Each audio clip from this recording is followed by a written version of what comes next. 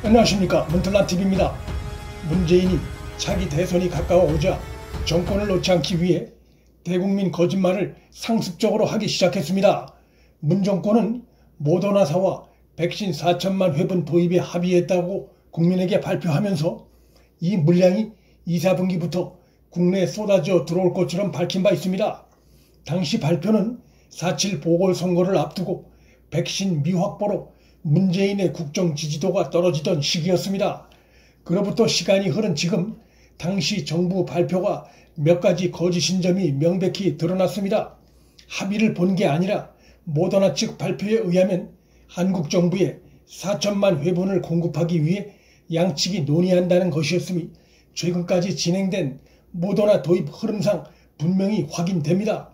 합의라는 발표는 문재인의 뒤늦은 노력을 돋보이게 하기 위해 정권이 꾸민 거짓이었습니다. 2, 4분기부터 접종이 본격화될 것이란 내용도 문재인 정부의 일방적인 발표였습니다.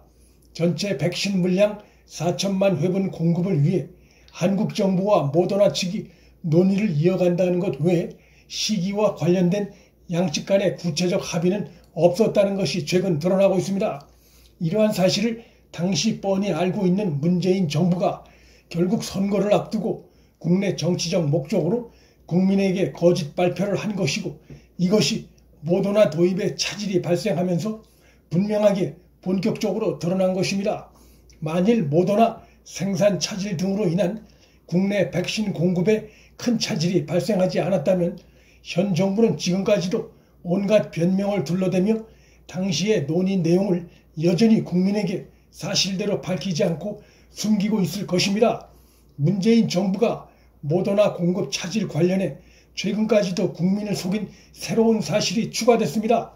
모더나 측으로부터 백신 생산에 차질이 생겼다는 사실을 지난 23일 통보를 받았음에도 이 사실을 나흘 동안 국민에게 숨긴 사실이 드러났습니다. 문재인부터 그 밑에 보건당국자들까지 국민을 속이는 것이 몸에 배었습니다. 백신 예약 시스템에 이해하기 어려운 문제점이 반복되고 기자들의 거듭된 질문이 이어지자 할 수 없이 생산 차질이 발생한 사실을 나흘 전에 통보받았음을 실토했습니다. 국민의 실생활 보호보다 문재인의 국정 지지도 관리를 국정의 최우선 목표로 삼고 있는 위선적인 문재인 정권이 거짓이 탄로나기 직전까지 대국민 거짓 국정 운영을 해온 사실이 드러난 것입니다. 정권의 그 의도는 뻔합니다. 국민을 일단 거짓말로 속여 불만을 잠재워 놓고 몇 개월간의 시간을 벌어 그동안 뒤로 온갖 협상을 벌이면 그 사이에 백신을 도입할 수 있을 것이라는 막연한 기대감으로 국정 운영을 해온 것인데, 더 이상 시간을 끌 수 없는 상황에 이르게 되자 현 정권의 대국민 사기극이 들통난 것입니다. 모더나 측의 백신 생산 문제가 크게 터지지 않았다면 현 정권은 지금도 이러한 저러한 거짓을 둘러대며 합의사실 관련해 국민을 계속 속이려 들고 있을 것입니다. 대선이 다가오는 가운데 현 정권이 당황해하고 있습니다. 코로나 델타 변이 바이러스가 전국적인 기승을 부리고 백신 접종 완료 시점이 갈수록 늦어지면서 백신 극복을 실적으로 내걸어 차기 대선에 임하려고 했던 현 집권 세력의 계산에 큰 차질이 불가피해졌습니다. 사기성인 국정 운영이 또 실패로 드러나고 있는 상황입니다. 대선이 8개월 앞으로 다가온 가운데 문재인이 또 다른 대형 거짓말을 꾸미고 있음이 드러났습니다. 청와대가 27일 남북통신선이 413일 만에 복원됐다며 남북 간 대화 재개의 큰 모멘텀이 마련된 양 대국민 홍보전을 폈습니다. 문재인과 김정은 간의 합의사항이란 점도 강조해 문재인의 공적인 양 포장하면서 남북 정상회담이 열릴 수 있을 것처럼 애드벌론을 띄웠습니다. 청와대 발표에 의하면 지난 4월 달부터 남북 간 친서 교환이 몇 차례 있었다고 하는데 4월이면 양대 시장 재보궐선거가 있던 시점이란 점에서 보궐선거를 앞두고 또 차기 대선을 의식해 현 정권이 정치 목적용 남북관계 공작을 진행했음을 보여주는 대목입니다. 문 정권은 2018년 지방선거 직전 열린 남북 정상회담의 특수 효과를 톡톡히 누린 바 있습니다. 대선을 앞두고 정권 상실 위기가 고조되는 상황에서 다시 그 정치적 이벤트를 재현하기 위해 남북관계 공작에 나선 것으로 보입니다. 이 정권은 그러한 쇼가 남북관계에 실질적인 도움이 되든 아니든 오히려 북핵 문제 해결을 더 꼬이게 하든 말든 상관없다는 것이 이 정권의 그간의 대북 정책을 통해 드러났습니다. 국내 정치적 목적 외에는 추구하는 의도가 분명치 않습니다. 남북관계 쇼를 통해 국정 지지도 상승과 선거에 도움이 된다면 실질적인 진전이 없는 쇼로 끝날 것이 뻔히 예상되는 상황이지만 또다시 임기 말에 국내 정치적 목적에 남북쇼를 추진하려 시도하는 양상입니다.